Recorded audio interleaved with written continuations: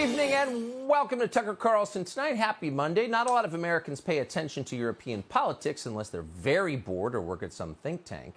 And that's understandable, but it's a shame, really, because if you look closely at what's happening in Europe, you can learn a lot about what's happening here. Despite the castles and the funny accents and the smelly cheese, Europe is not actually that different from the United States, at least in this way. European leaders run their countries pretty much the same way our leaders run our country.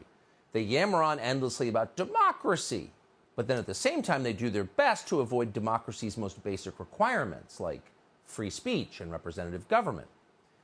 A few years ago, the Prime Minister of Italy at the time, Paolo Gentiloni, bragged to the World Economic Forum about his plans to, quote, bring more social justice to the country, by which he meant importing many more thousands of poorly educated economic migrants from the Third World into Italy.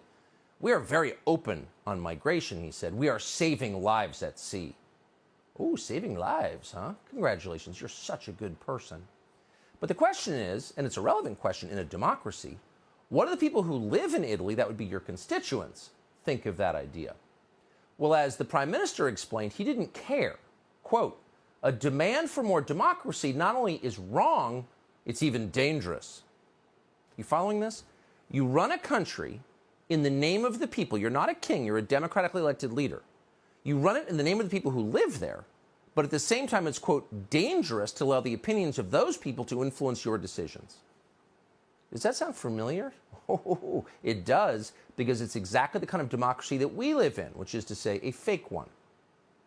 In fact, there is no majority in any country on planet Earth that thinks open borders are a good idea, or that considers global warming the single biggest problem, or that thinks it's wise to quarantine the entire population because of a flu virus.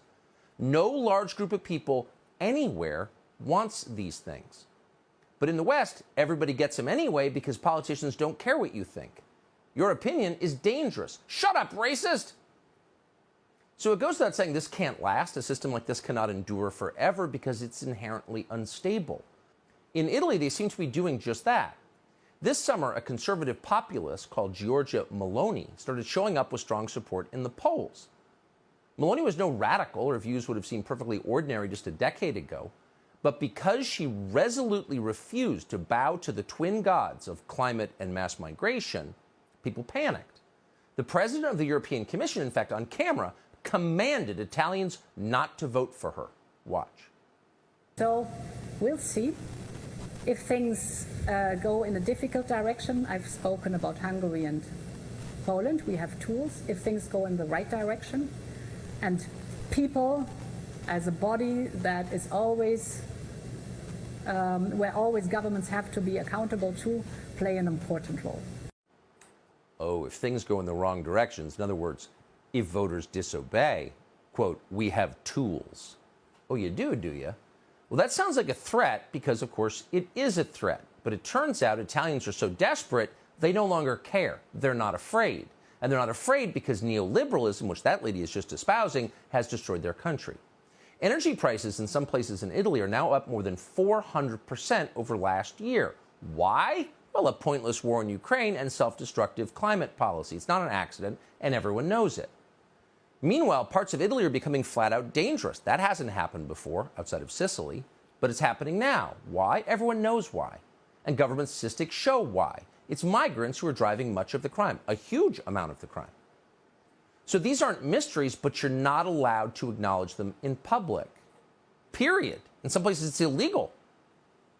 But Meloni is one of the very few politicians who doesn't care and has been willing to say the obvious, the truth, out loud.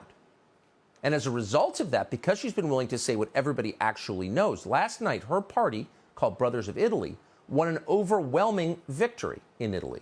They took both majorities in the Houses of Parliament. So by Italian standards, in fact by American standards, this is a revolution. But unlike most revolutions, the person at the front of it can actually explain what she's about.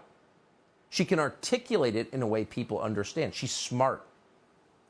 This is part of the speech she gave earlier this year that led to last night's results. Watch. Everything we stand for is under attack. Our individual freedom is under attack. Our rights are under attack. The sovereignty of our nation is under attack. The prosperity and well-being of our families is under attack. The education of our children is under attack.